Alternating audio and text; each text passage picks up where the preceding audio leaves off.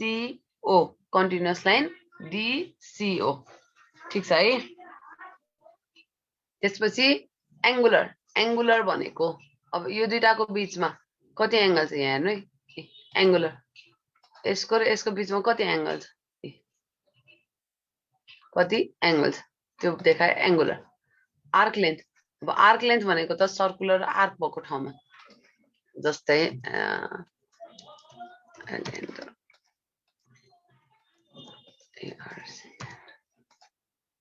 हेर्नु मैले आर्क बनाए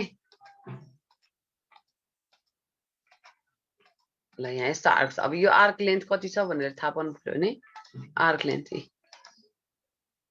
आयो ल हेर्नु यो त रेडियस होइन ल हेर्नु अब यो त डायमिटर हेर्नको लागि त गोलो हुनुपर्छ यसले चाहिँ पुरै लिइदिन्छ है ल हेर्नु डायमिटर आयो हामीलाई चाहिने डाइमेन्सन यति हो।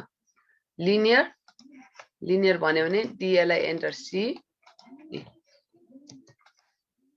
ल हेर्नु डाइमेन्सनको कुरा है यो चाहिँ डाइमेन्सनको बुझ्नुभयो डाइमेन्सन बुझ्नुभयो म्याम बुझियो हैन। अब डाइमेन्सन स्टाइलहरु चाहिँ बनाउने यसलाई मोडिफाई गर्ने कुराहरु पनि जस्तो अहिले नै आउँछ भने त्यो त सबै लेयर गर्दा आउँछ हामीले लेयर गर्दा आउँछ लेयरको लागि भोलि एउटा छुट्टै क्लास हुन्छ ए हुन्छ म्याम लेयर भेरी इम्पोर्टेन्ट अटोक्याडमा है हामीले जे जति काम गर्छौं सबै लेयरमा काम गर्छौं। आज हामीले कमान्डहरु बेसिक कमान्डहरु सिकिरहेछौं है। अब यसपछि यो एउटा लेयरको पुरै क्लास हुन्छ है एउटा छुट्टै नै यो भयो। अब यो लिडर भनेको इन्डिकेटर हो एउटा इन्डिकेटर हो यहाँ यो कहिलेकाहीँ एरो देखाएर इन्डिकेट गर्नुपर्छ नि त्यसको लागि हो है। अब यो यसमा चाहिने हामीलाई यति अब इन्सर्ट भयो इन्सर्ट गर्दाखेरि अट्याच फाइल गर्नुपर्छ अरु हामीलाई कमान्ड युज हुँदैन। एनोटेट भनेको डाइमेन्सनको कुरा भयो प्यारामेट्रिक भ्यू म्यानेज अघि जुन तपाईले भन्नुभयो नि 2D 3D को वाला भ्यूमा गयो आउटपुट अरु हामीलाई अटोक्याडमा के पनि युज गर्नु पर्दैन होम कमान्ड मात्र हो।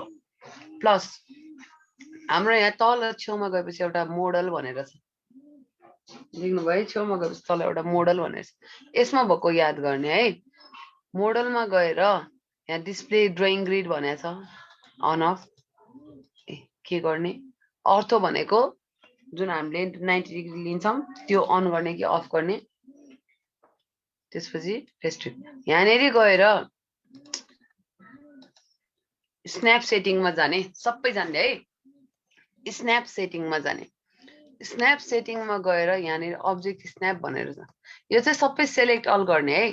जस्तै मैले सेलेक्ट अल गरिन रे ल क्लियर अल गरे है क्लियर अल गरे भने मैले एल एन्टर गर्नु पर्यो भने यसको सेन्टर लाइन लिनु पर्यो भने सेन्टर लाइनै लिन सकिन ल छैन नि कर्नर पनि लिदैन सेन्टर पनि लिदैन हो कर्नर पनि लिदैन सेन्टर पनि लिदैन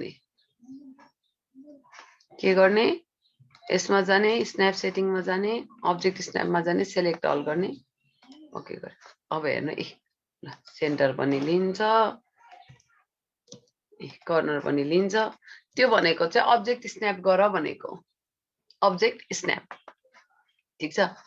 अब हाम्रो अटोक्याडमा यो जुन कर्सर आइराखेको छ यो कर्सर प्लस हाम्रो ब्याकग्राउन्डको चेन्ज कसरी गर्ने राइट क्लिक गर्यो राइट क्लिक गरेपछि यहाँ अरु कमान्ड त त्यस्तो केही छैन भनेको रिपिट लाइन भनेको पहिला जे कमान्ड युज गरेछ त्यही कमान्ड युज गर भने उ यहाँ छेउमा गएर अप्सन्स भनेर छ अप्सन्समा क्लिक गर्ने।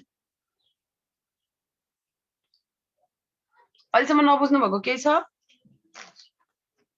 कमान्डहरुको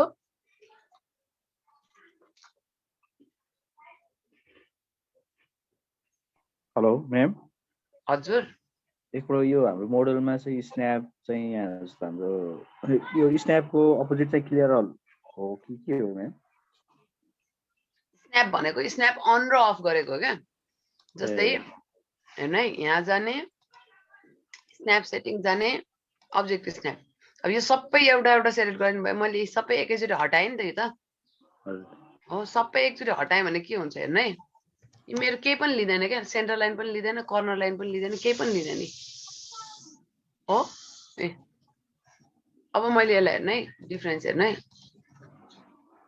अब्जेक्ट स्न्यापमा सेलेक्ट अल गरेँ, ओके गरेँ। ल हेर्नु, अब मैले लाइन बनाउन खोजेँ नि, सेन्टर पनि लियो, कर्नर पनि लियो, यो सबै सेन्टर लाइन लिन्छ, सबै लाइनलाई पिक गर्छ। ठिक छ। अब अर्को हामी राइट क्लिक गरेर अप्सन्स, योसम्म अहिलेसम्म नबुझ्नु भएको के छ?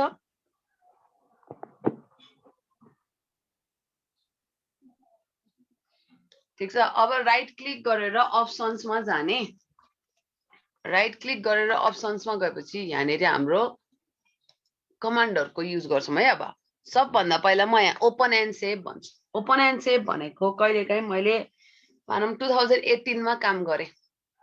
अब तपाईँ मैले सरसट 2018 मा काम गरेँ, मैले क्लोज गरेँ अनि तपाईँले मलाई ड्रइङ मेल गरिदिनु न भन्नुभयो। मेरो 2018 मा छ, मैले ड्रइङ तपाईँलाई मेल गरिदिएँ।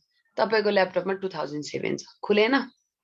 अब त्यो नखुलेपछि टेन्सन हुन्छ, आफू कहाँ बाहिर भइन्छ हो। त्यो केसमा के गर्ने, जहिले पनि मैले जुनसुकै काम 2018 मा गरौँ, 19 मा गरौँ या 20 मै गरौँ, त्यो फरक परेन। तर मैले क्लोज गर्न पाएको छैन, त्यो फाइल चाहिँ अटोमेटिकल्ली के फाइलमा सेभ होस् भनेर सेभ एज गर्ने भने 2004। अब मैले यहाँ मैले ओपन एन्ड सेभमा फाइल सेभ एज चाहिँ 2004 मा गरेँ भने मैले सरसर काम गरेँ क्लोज गर्ने भनेपछि मैले लो भर्जनमा राखेर जसलाई पठाए पनि त्यो त खुल्यो नि। हाई भर्जनमा तपाईँहरूको खुलेन। 2017 भएको ठाउँमा 2008 को फाइल आयो भने चाहिँ खुल्यो, तर त्योभन्दा माथिको फाइल खुलेन। अब मैले 2004 मा सेभ गरेर पठाएँ भने यो सबैकोमा खुल्यो क्या। त्यही भएर जहिले पनि ओपन एन्ड सेभ चाहिँ कि 2004 कि 2007 मा राख्ने है। यो यहाँ जाने 2004 राखे नि हुन्छ, 2007 राखे नि हुन्छ, सबभन्दा लो भर्जन राख्ने है ओपन एन्ड सेभ। त्यसपछि अब जुन हामी यहाँ कर्सरहरू युज गर्छौँ, यो क्रस हेयरहरूको लेन्थ ब्रेथ साइजहरू चाहिँ याद गर्ने, ठुलो राख्ने है। अरू केही पनि चलाउनु पर्दैन, हामीले यो क्रस हेयरको साइजहरू हामीले याद गर्ने। ठिक छ है। अब यहाँ ड्राफ्टिङ छ, यी ड्राफ्टिङमा यो कर्सरको साइज कति राख्ने। अब ड्राफ्टिङमा गएपछि यहाँ एउटा कलर्स भनेर छ।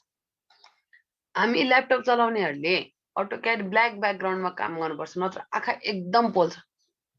तपाईँहरूले पनि याद गर्नु भएको होला काम गर्दा गर्दै